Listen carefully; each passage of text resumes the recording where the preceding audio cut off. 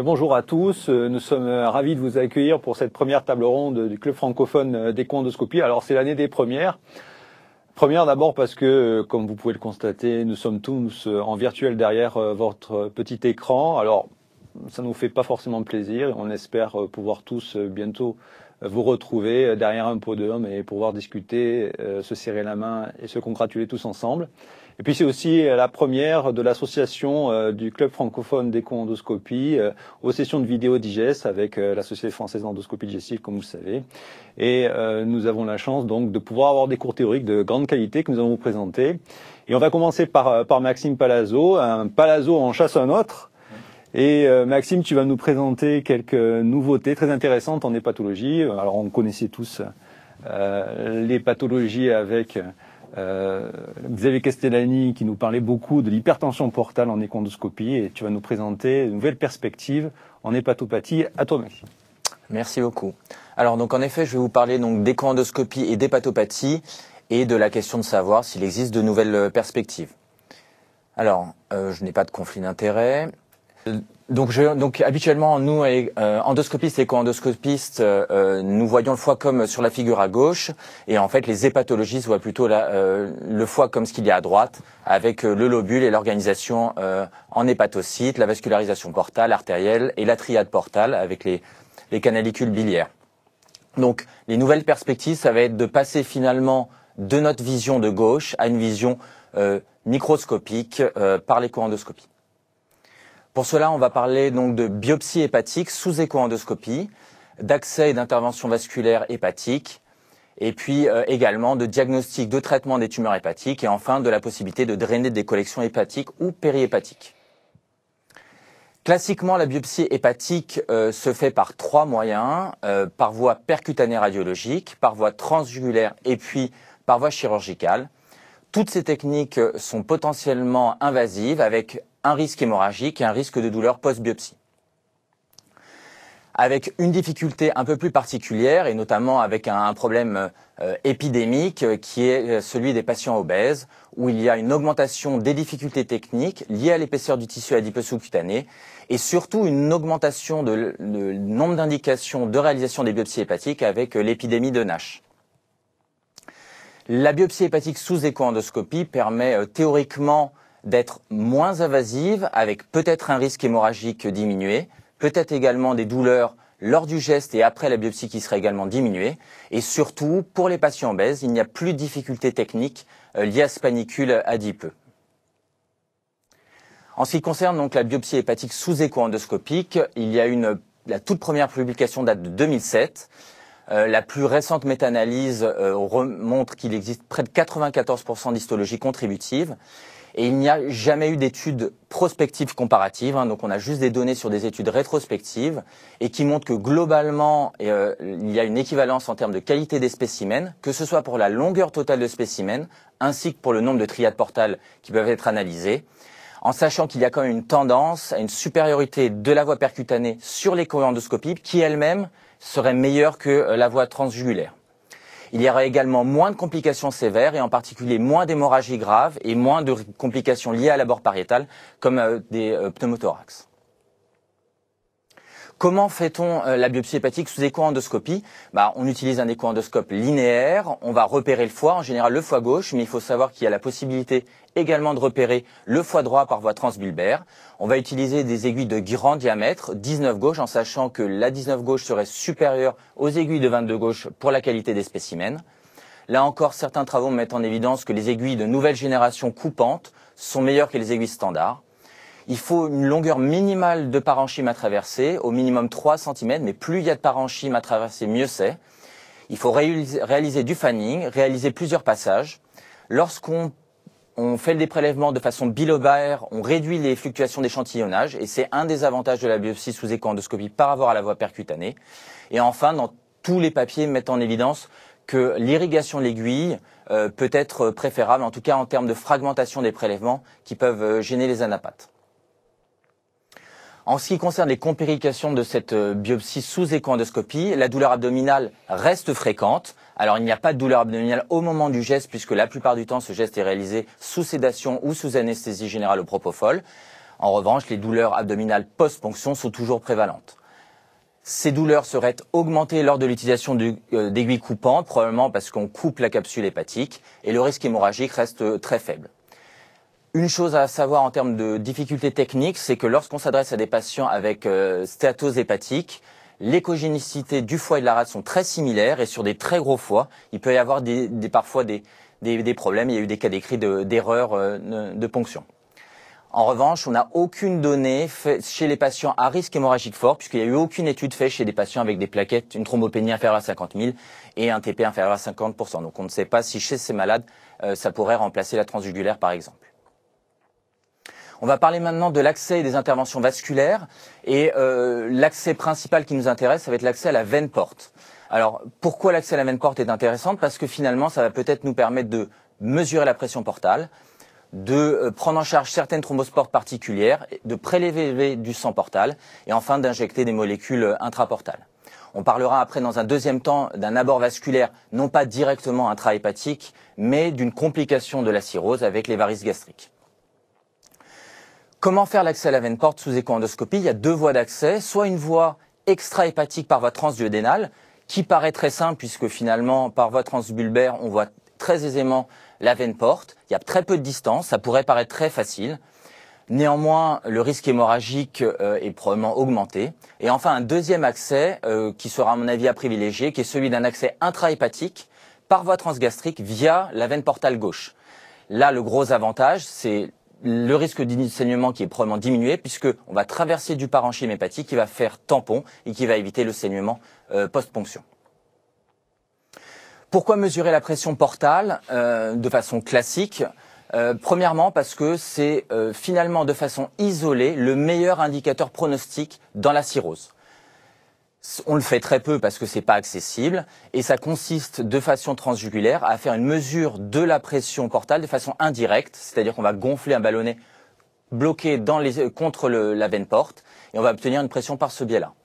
C'est peu fait donc en pratique, seulement dans des centres experts, et c'est relativement inadapté à certaines maladies, c'est-à-dire les maladies avec hypertension portale d'origine portosinusoïdale, où la mesure de pression portale par voie transjugulaire n'est pas bonne.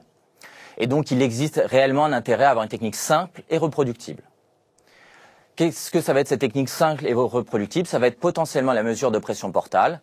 Pour cela, on va réaliser une écho-endoscopie avec une anesthésie générale au propofol. On va utiliser une aiguille standard de 25 gauges.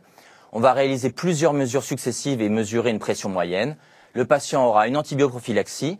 Et comme petit détail technique, de manière à éviter le caillotage dans l'aiguille qui est de petit diamètre, il y aura à chaque fois un petit flush d'héparine de 100 unités par millilitre.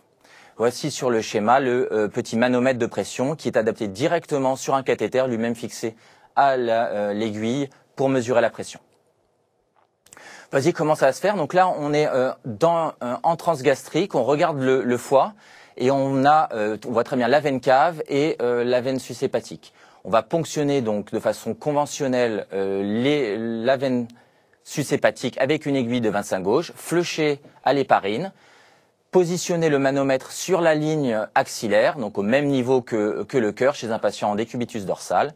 On va flusher avec la seringue que vous voyez 1 à 2 millilitres de sérum hépariné et puis on va mesurer la pression veineuse hépatique à plusieurs reprises, 3 fois, et on fait une moyenne. On va faire ensuite exactement la même chose pour la veine porte, voilà. Donc l'aiguille qui va viser la veine porte gauche, donc c'est toujours par le transgastrique, et on va mesurer et puis tout simplement faire un gradient. Chez ce patient, 26 moins 12 égale 14, donc ce patient a une hypertension portale vraie. Petit détail technique là encore, pour limiter le risque hémorragique, le retrait de l'aiguille, que ce soit après avoir ponctionné la veine sushépatique ou après avoir ponctionné la veine porte, va se faire de façon très lente et sous Doppler en continu. On va bien s'assurer qu'il n'y a aucun signal Doppler sur le trajet jusqu'à pouvoir retirer l'aiguille sans risque. Alors, ça a l'air très séduisant, mais qu'en est-il de la littérature? aujourd'hui, il n'y a que 2 véritables études réalisées dans l'étude de cette pression portale par la même équipe, qui est une équipe américaine. D'abord une étude de faisabilité et pilote sur 3 cochons, où ils ont regardé si c'était possible et ils ont comparé à la transjugulaire qui était fait exactement dans le même temps opératoire.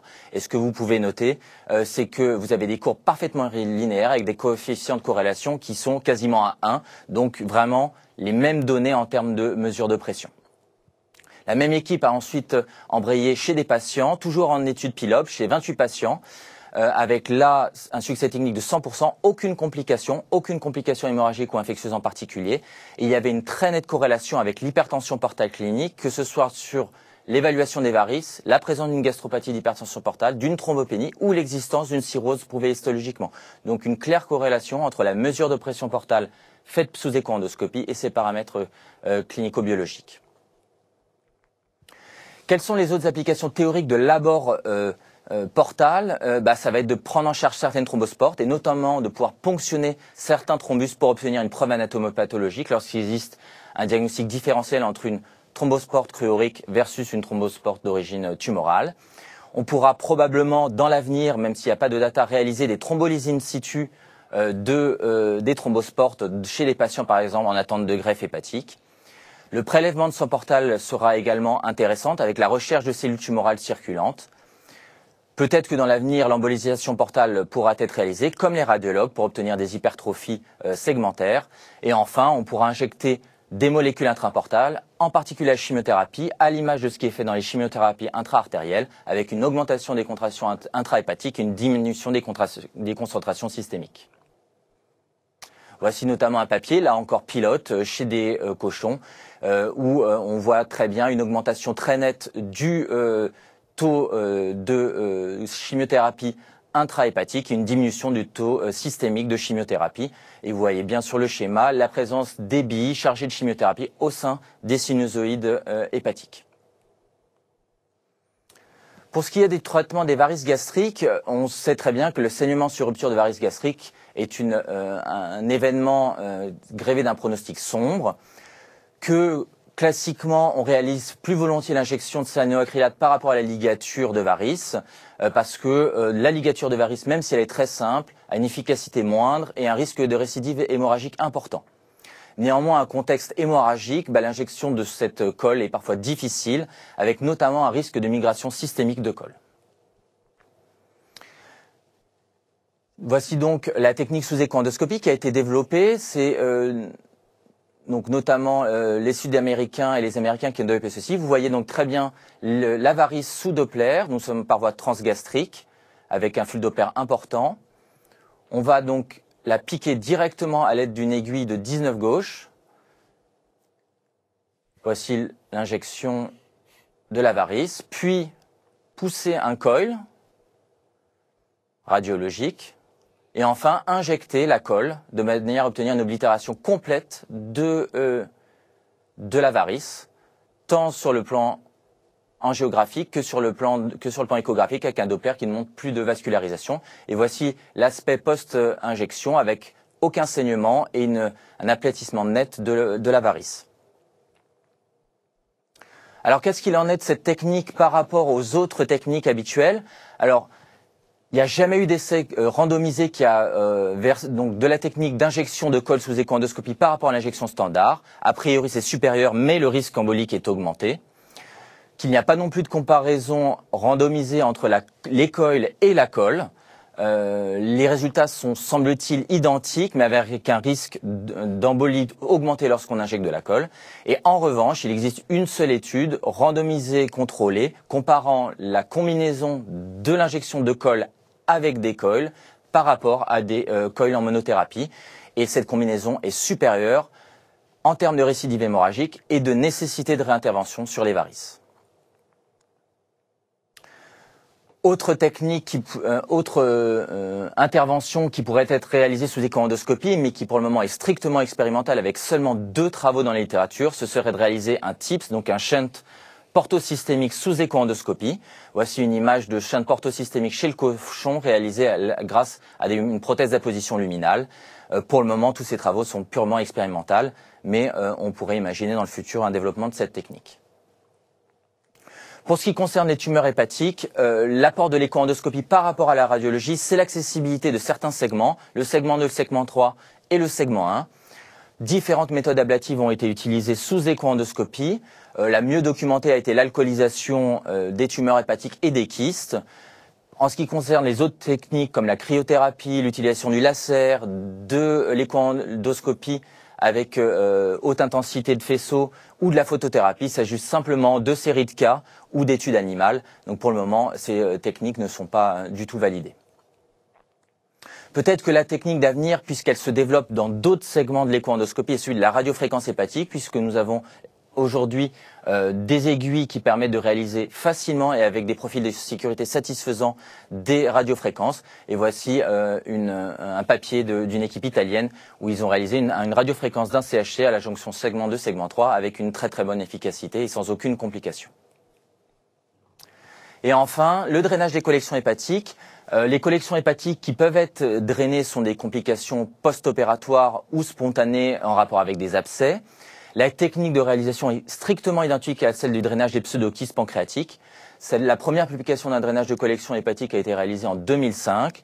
On peut le faire par voie gauche en transgastrique, mais également il y a des cas publiés notamment par les Japonais de drainage de collection du foie droit par voie transbulbaire. Classiquement, l'ensemble des publications a plutôt relaté l'utilisation de prothèses plastiques, mais néanmoins les prothèses métalliques sont tout à fait utilisables, dont les prothèses d'apposition luminale. Voici un exemple. Il s'agit donc, vous voyez, un patient qui avait une hépatico-gastrosomie avec un très volumineux biliome situé entre la petite courbure gastrique et le foie gauche. Et le drainage a été réalisé à l'aide d'une prothèse d'apposition luminale, avec une nette régression de la collection et même une disparition complète après retrait de la prothèse d'apposition luminale. En conclusion, l'écho-endoscopie permet de façon simple un abord hépatique, tant du parenchyme que des vaisseaux. Elle pourrait constituer donc une alternative valable à certaines techniques d'abord radiologiques, notamment pour la réalisation de la biopsie hépatique et pour la mesure de pression portale, avec un concept du tout en un, c'est-à-dire la réalisation d'une évaluation échographique, d'une évaluation endoscopique de l'hypertension portale, la réalisation d'une biopsie hépatique et enfin la mesure de pression portale.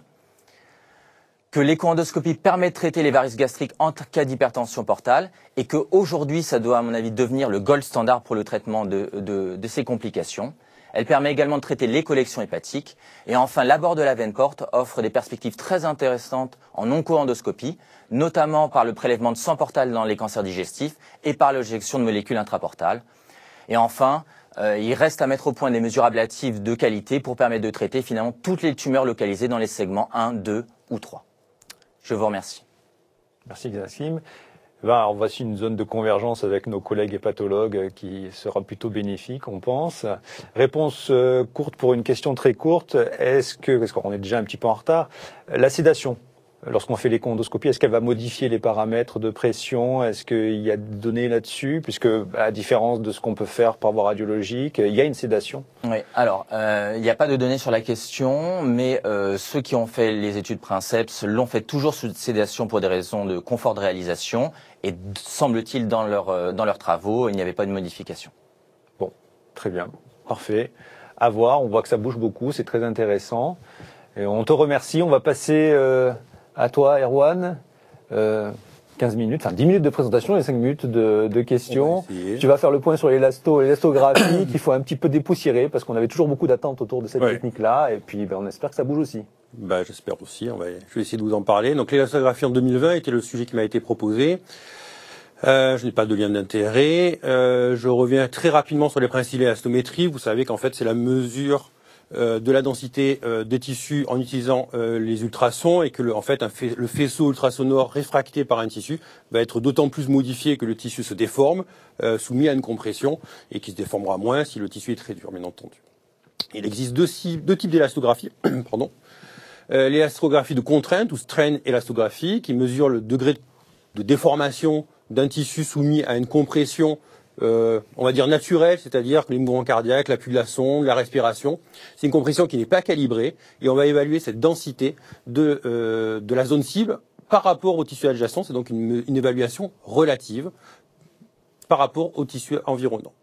Il existe l'élastographie, par exemple, de cisaillement, ou shear wave élastographie, qui implique l'émission d'une onde calibrée, qui va être focalisée de la sonde vers le tissu cible, et qui va donc, on va donc mesurer une valeur absolue qui est la vitesse de propagation dans l'ordre de cisaillement. C'est une valeur qui est beaucoup moins relative et qui va dépendre, donner une valeur plus absolue et plus comparative d'un tissu à l'autre.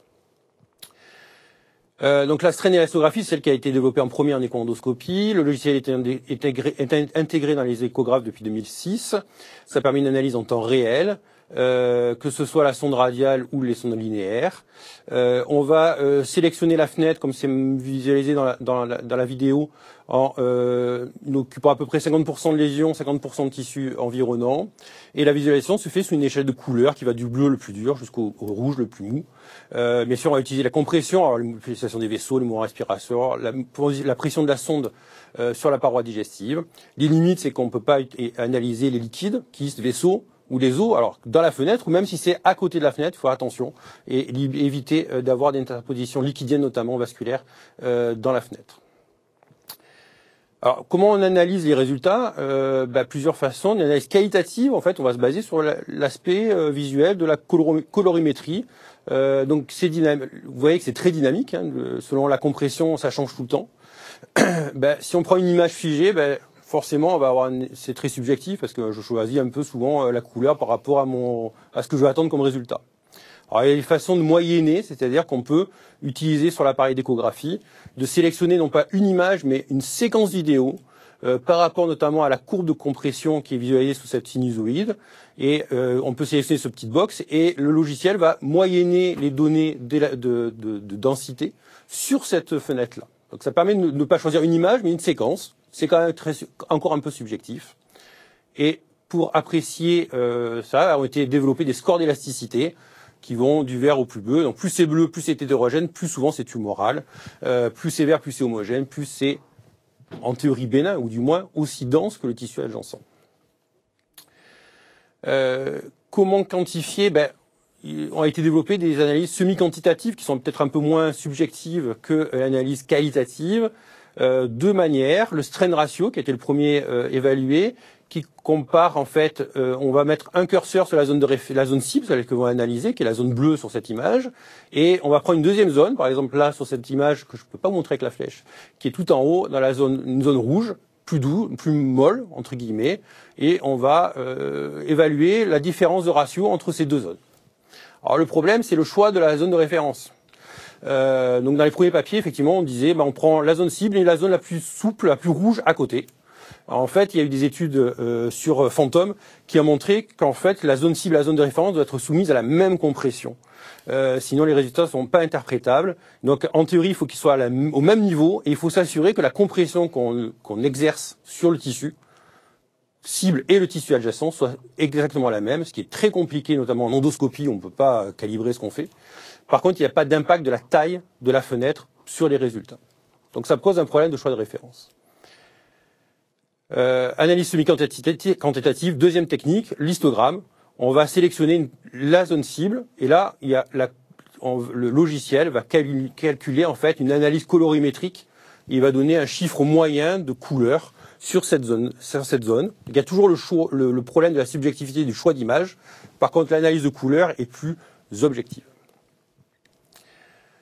Alors, quels sont les résultats du strain élastographie dans les différentes indications? Pour les masses pancréatiques, si on se base sur les revues systématiques qui ont été publiées, qui ont repris tous les chiffres de la littérature, en sachant que c'est essentiellement des données rétrospectives, quelques études prospectives, c'est une technique qui a une bonne sensibilité pour l'analyse de tumeurs, avec une spécificité faible, une valeur prédictive négative relativement intéressante.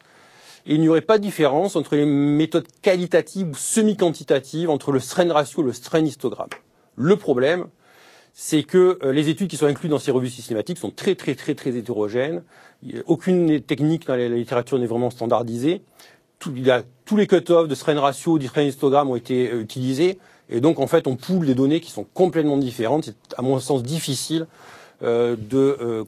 d'en tirer quelque chose, sauf peut-être effectivement cette donnée quand même que on retrouve une valeur prédictive négative qui semble intéressante pour le diagnostic de tumeur.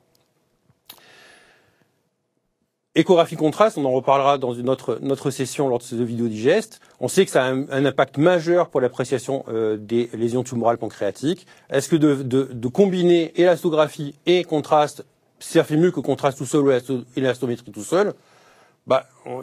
D'après les auteurs de cette étude, il semblait avoir un gain de performance. En fait, quand on regarde les chiffres de sensibilité, de précision diagnostique, de valeurs prédictives négatives ou positives, la différence est quand même très ténue. Il y a un petit gain de rajouter l'élastographie, mais quand même l'impact du contraste pour les masses tumorales pancréatiques est tellement important que l'élastographie apporte un petit peu, mais pas beaucoup plus.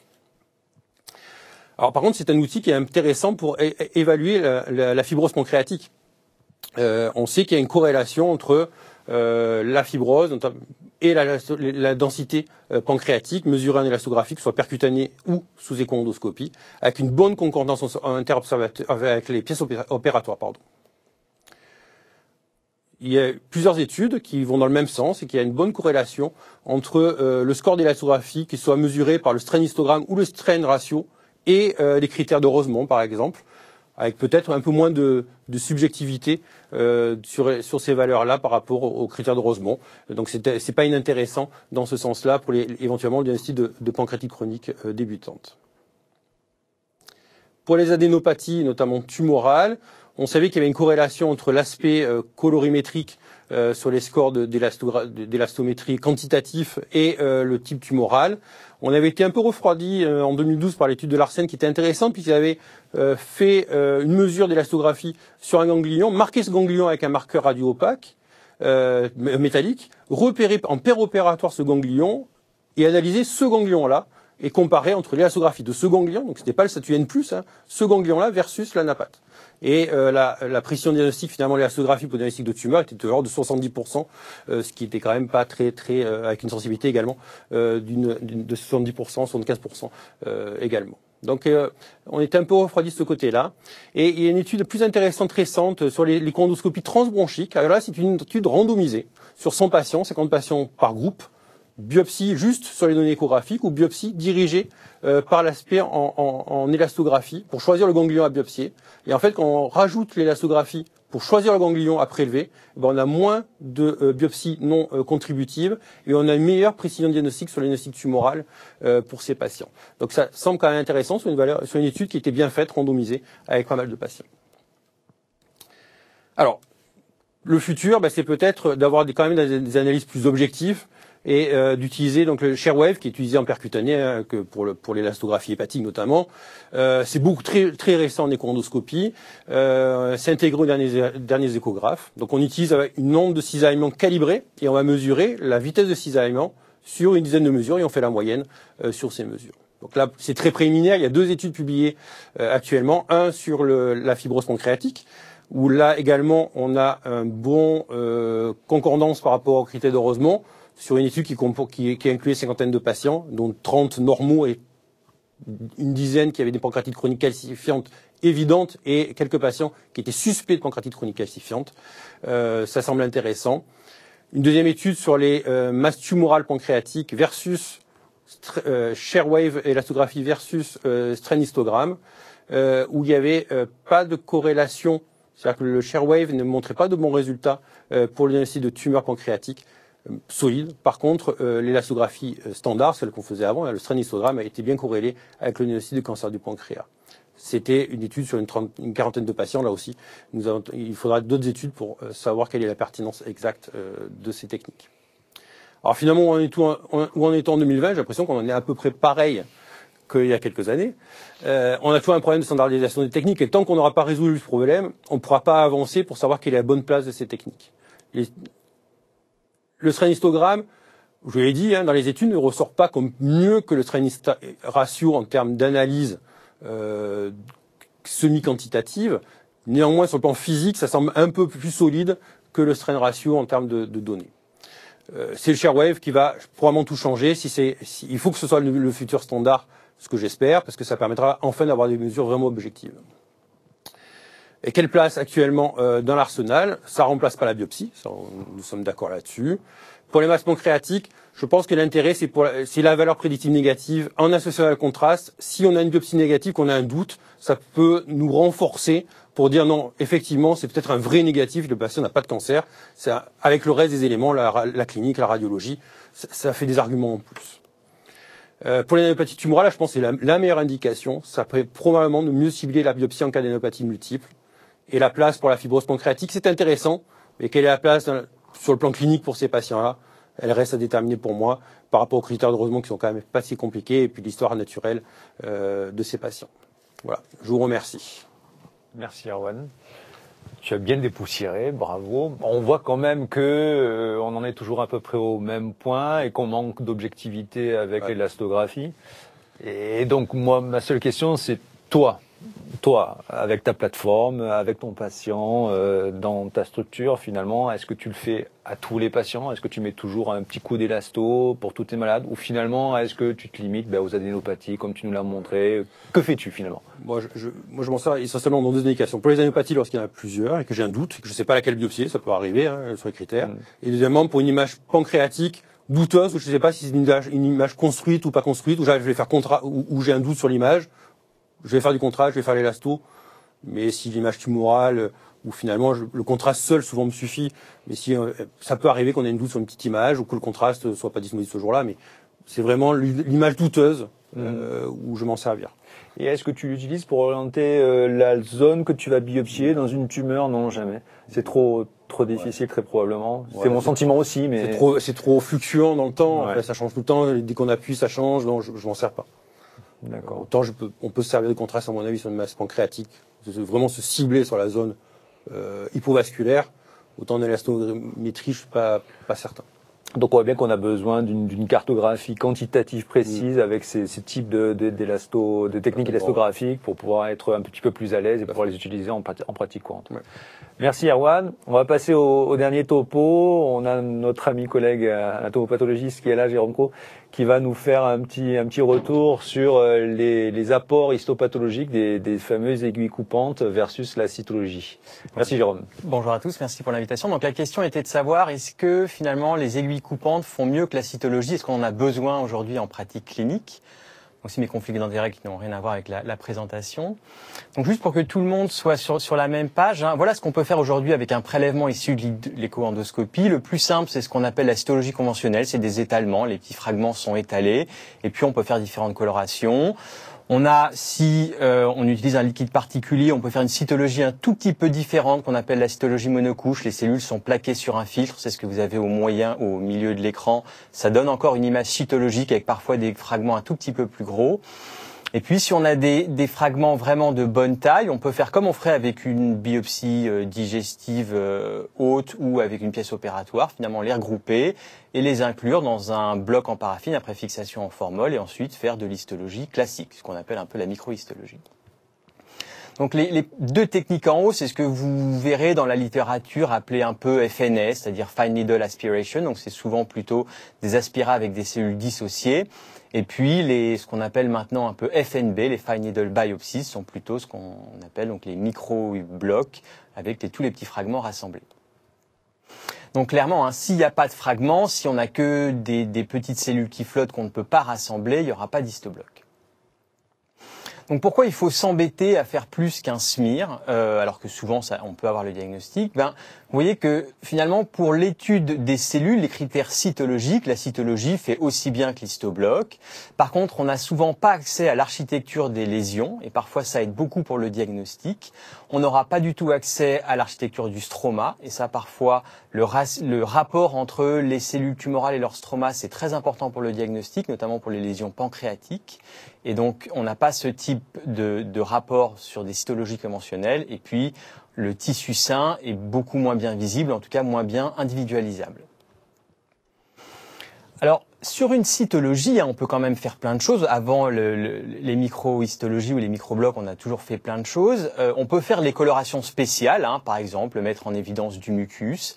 On peut faire quelques immunohistochimies. C'est toujours plus complexe parce que c'est pas des supports dédiés à l'immunohistochimie, donc les cellules se détachent, on a beaucoup plus d'échecs. Et puis souvent, le nombre d'analyses qu'on peut faire est très faible. Il est souvent soit limité aux lames d'étalement qu'on nous transmet. Si on nous transmet 5 lames, on pourra faire seulement 5 colorations, 5 immunohistochimies. Et puis sur la technique monocouche, qui est un peu plus souvent réalisée, en fait, le filtre absorbe les cellules et il ne s'arrête que quand il est complètement plein. Et donc souvent, ça consomme beaucoup plus de matériel, ce dont on a besoin. Et donc souvent, avec la technique monocouche, on peut faire 2, 3 colorations immunohistochimie et pas beaucoup plus. Et puis pour la biologie moléculaire, c'est bien sûr faisable. Par contre, ce type de technique ne permet pas d'enrichir dans la cellule d'intérêt, soit dans les cellules tumorales, soit dans les cellules non tumorales. Et parfois, ça pose un problème. Alors que finalement, avec les microblocs, ça devient de l'histologie classique, même si les fragments sont tout petits. Et donc pour les laboratoires, en fait, on peut faire toutes les colorations spéciales qu'on ferait sur des pièces opératoires, toutes les immunohistochimies. Il n'y a aucune adaptation des techniques. Donc ça rentre vraiment dans notre workflow classique. C'est beaucoup plus facile d'identifier les types cellulaires, notamment quand on veut faire une immunohistochimie, comme par exemple les marqueurs MSI, où il ne faut que les regarder sur les cellules tumorales et pas sur les cellules non tumorales. Mais parfois en cytologie, c'est plus difficile de différencier le type de cellule. Et puis en général, quand même, si on manage bien le prélèvement, on peut faire beaucoup de techniques, souvent beaucoup plus que 5 immunohistochimies. On peut faire de la biologie moléculaire et on peut même, sur les cytoponctions de bonne taille, avoir le luxe de gratter une petite zone pour enrichir en cellules tumorales. Donc en gros, à quoi ça sert d'utiliser ce type de microhistologie avec des aiguilles coupantes? Ça permet de faire le diagnostic. Alors le diagnostic, souvent, on peut l'avoir en cytologie, mais ça permet souvent d'avoir plus de matériel. Alors déjà, c'est de faire les grands diagnostics. Est-ce que c'est un adénocarcinome, une tumeur endocrine ou une tumeur bénigne? Ça peut même permettre parfois de faire le bon diagnostic, ce qui est toujours un petit plus, surtout dans, par exemple, ici des exemples de lésions pancréatiques où le diagnostic différentiel est parfois très difficile, entre des lésions de pancréatite un peu florides ou un adénocarcinome, une tumeur neuroendocrine ou un carcinome à cellules acineuses, et où souvent on a besoin de beaucoup d'images, donc de plusieurs niveaux, et des immunohistochimies pour caractériser ces lésions, et c'est sûr qu'en cytologie, on est toujours un peu plus gêné. Alors voici ici un exemple que j'ai eu il y a 2 semaines d'une masse qu'on m'annonce para-rétropancréatique qui fait 4 cm. Donc j'avais eu d'une part des lames d'étalement où la chose que je pouvais dire c'est que ces lames c'était pas carcinomateux. Mais les cellules étaient très tassées, il n'y en avait pas beaucoup et j'aurais pas beaucoup avancé sur le diagnostic. Alors que sur le microbloc, on voyait que l'histologie elle était endocrinoïde, donc ça aurait pu être une tumeur endocrine un peu exophytique, mais avec le panel d'immunohistochimie ici, je vous en montre 3, on en a fait un peu plus. On a pu montrer que cette tumeur, en fait, elle avait toutes les caractéristiques immunohistochimiques, non pas d'une tumeur neuroendocrine, mais d'un paragangliome. Le diagnostic aurait été un peu difficile sur cytologie, puis maintenant on a du matériel si on a besoin de faire de la biologie moléculaire. Et donc clairement, le fait d'avoir plus de matériel, donc avec des bonnes aiguilles, ça permet, 1, de baisser les prélèvements non contributifs et 2, de baisser les mauvais diagnostics. Et vous voyez que, surtout quand on a des pathologistes qui sont pas ultra spécialistes de l'organe qui est biopsié, et on n'a pas tous le luxe de pouvoir toujours avoir une activité très spécialisée, plus on a de matériel, plus on fait des bons diagnostics et moins on se trompe. Et donc clairement, c'est plutôt pour les pathologistes très très spécialisés où on peut se permettre de faire des diagnostics compliqués sur très peu de matériel. Alors c'est quoi les solutions? Alors il y a pourquoi pas la rose macroscopique, c'est-à-dire en fait tout bêtement ça peut être fait par l'écho-endoscopiste, c'est prendre les premiers millimètres de ce qui sort de l'aiguille quand on pousse, essayer de l'étaler soi-même sur une lame et on voit assez vite. Soit c'est un étalement très facile, il n'y a pas de grumeaux, c'est très hémorragique et on est sur une carotte qui peut être magnifique mais qui sera hémorragique avec très peu de matériel. Soit on a tout de suite un étalement un peu plus difficile des grumeaux et on sait qu'on a des fragments de tissu. Et ces fragments de tissu, souvent, ils ont soit du stroma, soit les cellules ici tumorales qui nous intéressent et c'est particulièrement vrai pour l'adénocarcinome du pancréas par exemple. L'autre solution, c'est d'utiliser peut-être des aiguilles plus performantes, en tout cas plus performantes pour certaines applications. Vous avez ici le résultat de l'étude qu'on avait fait qui comparait deux aiguilles, une aiguille Procore et une aiguille coupante un peu nouvelle génération. Et clairement, en mesurant soit la surface des fragments qu'on avait, le nombre des fragments, soit leur taille, on avait avec ces aiguilles coupantes de nouvelle génération des fragments qui étaient plus gros, qui étaient plus longs, on avait plus souvent le bon diagnostic et probablement c'est des fragments qui sont plus à même, chose qu'on est en train d'essayer de vérifier, à faire des techniques de biologie moléculaire un peu évoluées mais qui rentreront demain dans le diagnostic de ces lésions. Et puis dernière chose, c'est une fois qu'on a le bon diagnostic, c'est de faire un diagnostic encore plus avancé qui permet de mieux caractériser la tumeur et de mieux choisir les traitements qu'on va donner, comme par exemple le statut MSI, le statut RB dans les carcinomes neuroendocrines ou le statut MGMT dans des tumeurs neuroendocrines pancréatiques par exemple. Donc vous voyez ici, sur la cytologie, clairement, on a souvent, quand elle est contributive, on a les cellules tumorales, donc on peut faire de l'immunohistochimie, avoir le phénotype des cellules tumorales. Par contre, pour par exemple calculer un hotspot pour le Ki-67 dans les tumeurs neuroendocrines, sur une cytologie pure, on sera bien embêté. Et puis des marqueurs de stroma, on ne pourra pas les réaliser. Et puis parfois, les cellules d'intérêt, comme les cellules tumorales, elles sont beaucoup moins facilement individualisables sur une cytologie comme à gauche par rapport à une FNB. Et puis si on veut faire du diagnostic un peu plus avancé, qui utilise des marqueurs de biologie moléculaire, comme la recherche de mutations, ou pourquoi pas la recherche de profils d'ARN, comme c'est fait dans les cancers du sein, sur la cytologie, on sera beaucoup plus embêté. C'est possible, mais on a beaucoup plus de mal à en fait isoler les cellules des cellules contaminantes, c'est-à-dire les cellules du parenchyme adjacent. Et pour l'expression des profils d'ARN, c'est très gênant. Alors c'est faisable, je vous montre une étude très récente de l'équipe du Curie qui comparait soit ce qu'ils appelaient des FNM, et c'était un prélèvement qui était dédié, systématiquement congelé immédiatement et envoyé en laboratoire, versus la FNB en paraffine avec des copeaux, donc ce qu'on fait aujourd'hui tous les jours. Et vous voyez que globalement la concordance était très très bonne, mais la FNA c'était encore une fois un prélèvement moléculaire dédié congelé, ce qui n'est vraiment pas faisable tout le temps. Donc, en conclusion, pour une fois qu'on a bon diagnostic, on a le diagnostic avec même des marqueurs moléculaires qui orientent. Je pense que les gros fragments permettront en fait, en plus d'avoir un diagnostic encore plus performant, comme ici, où je vous montre des exemples où on commence à s'aider, par exemple, de l'intelligence artificielle sur les images d'histologie pour soit faire un diagnostic, soit sous-classifier des tumeurs, et clairement, sur la cytologie, ce sera beaucoup plus difficile que sur des macrofragments biopsiques. On espère pouvoir implémenter en pathologie digestive les signatures ARN qui prédisent soit le sous-type tumoral, soit la réponse à la chimiothérapie, comme c'est fait dans le sein. Et pour ça, il faudra des gros fragments.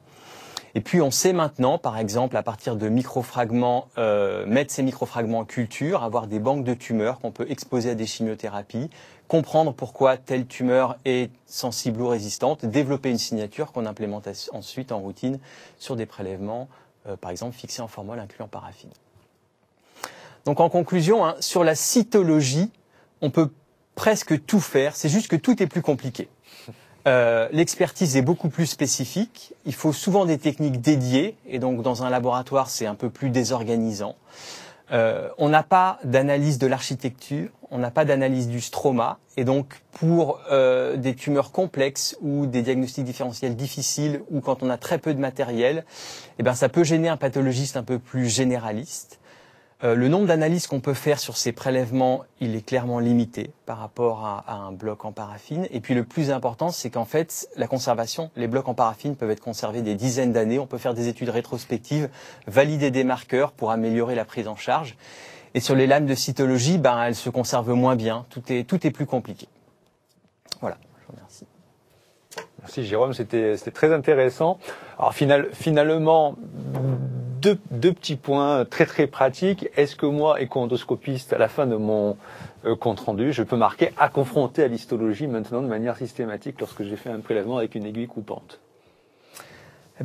On voit vraiment la différence quand on a un volume important de ponctions qui viennent de différents centres, certains l'utilisent, certains ne l'utilisent pas pour des régions budgétaires. C'est pas toujours les plus gros centres qui utilisent les meilleures aiguilles. Vraiment, on voit la différence. C'est flagrant.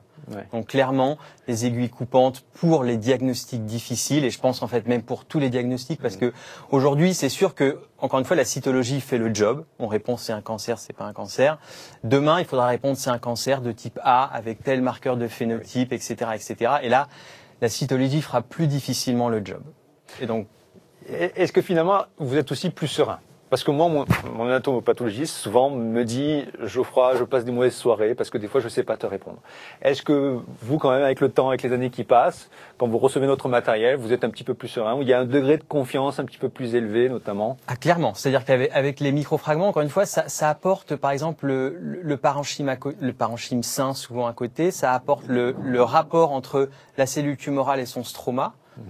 Et parfois, en fait, pas une seule, mais une dizaine de cellules tumorales, de cellules qui ont l'air très très atypiques. Si on a vraiment un stroma, par exemple, qui fait adénocarcinome du pancréas, ça fera pencher la balance et on signera le compte-rendu. Alors peut-être un pathologiste un peu plus spécialisé qu'un pathologiste généraliste, mais ça fera signer le compte-rendu. Alors que juste quelques cellules atypiques dans un contexte de 3e biopsie ou dans un brossage biliaire par exemple au changement de prothèse, on n'ira pas on dira que c'est atypique mais qu'on peut pas conclure. Donc il y a un vrai, je pense, apport à ces aiguilles, même si je crois qu'elles sont un tout petit peu plus chères sur le long terme. Je pense que médico-économiquement, elles sont rentables. Oui, on s'y retrouvera très probablement. Oui, je suis sûr. Bien, on est arrivé au bout de cette première table ronde. Merci à tous les trois. C'était de très très belle qualité, très belle facture. On vous retrouve pour la deuxième table ronde qui va avoir lieu dans quelques instants. Merci à tous.